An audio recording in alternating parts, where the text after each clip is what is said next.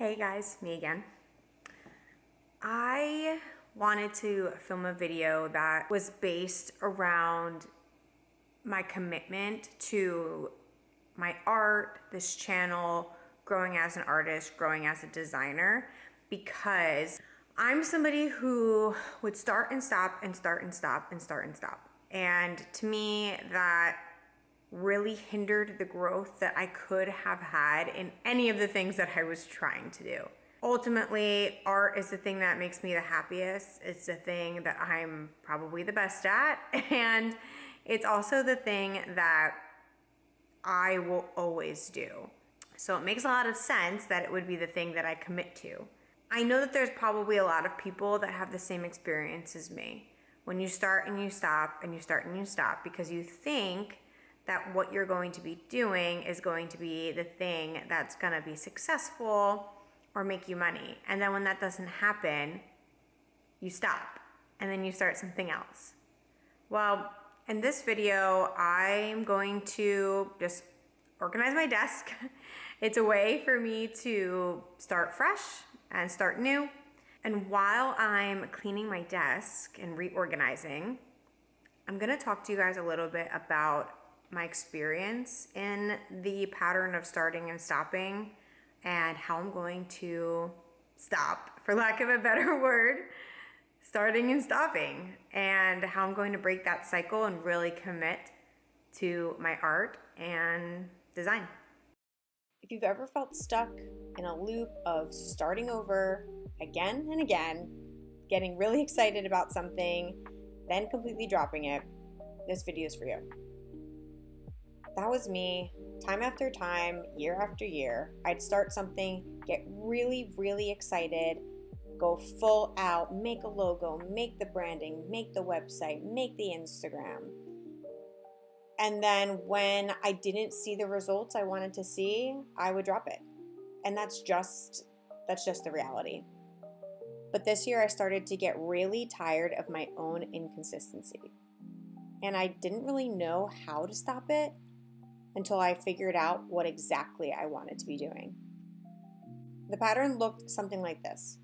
I would start up an idea with full energy, full vision. Like I said earlier, I would make all of the assets necessary for it to be a quote-unquote brand. I would be really into it for a few months, maybe a year. And then I'd hit this wall, and whatever that wall was, maybe it was fear or it was self-doubt or it was some sort of lack of clarity, or maybe I was just losing momentum. Or maybe I really just was not doing what I was passionate about. I was doing things that I felt would earn me success or an income quicker.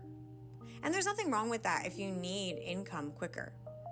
I still do things on the side that are strictly income-based, but they're not my passion, and it's not something I want to create an entire business over. I started to realize that when I kept stopping, it was because I wasn't seeing the success that I wanted to see as quickly as I wanted to see it. It's easy with social media to get in the mindset that all of the people that you love to follow grew overnight. It could be that a few of them did, just by chance or luck. But the reality is that most of the creators that you're seeing on the internet, most of the business owners that you see have a lot of success, took years and years to get there. For a while, they weren't making anything. They weren't successful. Nobody was watching them. But they believed in themselves, and they believed in what they were doing, and so they kept at it. But the problem wasn't only in the monetary or success. It was some sort of fear or self-doubt, or is this cringe? Is this even good? And will anyone even take me seriously? And then I'd get embarrassed and I'd pull the plug and I'd delete everything and I'd just start again later with a new idea. And that same cycle would repeat again and again and again. And the emotional toll that would take on me was pretty big. I never wanted to talk about what I was doing because I felt like, well, what if in a month from now, I don't want to do that anymore and I don't want anyone to know that I even started it. It got a little bit harder to explain to people why I was doing something or why I was no longer doing something. So if I never shared it, it was never an issue. I feel like I started to not have any sort of creative identity, which is crazy considering creativity and art is something that has been the most consistent thing in my life, besides my parents and now my husband. It's been in my life forever. It's something I've always loved. It's something I've always been passionate about. And it's something that's always brought me a lot of peace. So the fact that I felt like I now no longer had an identity in that because I wasn't giving myself the space or the room to grow into it was really sad. I felt like I couldn't find my place and that I was always searching but never quite landing on where I should be. So the thing that made me stop and reflect on this pattern was that I quickly started to realize that I really needed to commit to myself. I needed to commit to getting confident in my skills and in my art and to readjusting my priorities a little bit. The mindset that changed was that I needed to learn that consistency is the value and not perfection. No one starts perfect. No one has the perfect camera setup. No one has the perfect drawings. No one makes anything perfectly. But the more consistent you are, the more you learn and the more you grow. I also needed to realize that growth is slow and momentum builds with time. There was no way I was going to get this quick return. And by me constantly grabbing for that, I was never going to be happy with where I was at in the current moment. And therefore, I wasn't going to keep doing what I was doing. And my consistency would fade or completely stop. What I'm doing now differently is really committing myself to one path.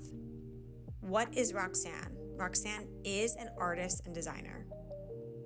It doesn't feel awkward. It doesn't feel weird because that's who I've always been. I need to stop deleting my progress because how is anyone going to know where I started if I don't show the messy growth? I need to start giving myself grace, and I need to start redefining my success as staying with it, being consistent, and not necessarily getting it right all the time. I know that clarity comes through doing and not waiting. The more I wait, the less I'll do, and the less I'll learn. So my advice, if you feel like you're on the same path that I was, is that no, you're not flaky. You're just probably afraid of being seen as starting small. It's okay to pivot if the pivot is right and if you have given yourself a real shot. Stop quitting because of fear of embarrassment or confidence issues. The people who judge you are not building anything anyway, and the people who are understand where you are in your current moment and understand that it will take you time. Consistency can be learned. We're learning it right now. And it's not about motivation, but the decision to be consistent. Pick one thing, give it a year, give it 2 years, and see what happens when you really commit to yourself and don't quit. If you're on that cycle, I see you, I was you, and I promise it does not have to be your story forever, and it's not going to be mine. And this video is proof that we can start to break the loop, one commitment at a time. So if you're interested in my journey, my designs, my art, my pattern making, I encourage you to follow along because we can have real conversations about this sort of thing. We can start small together, grow together, and see where we end up along the way.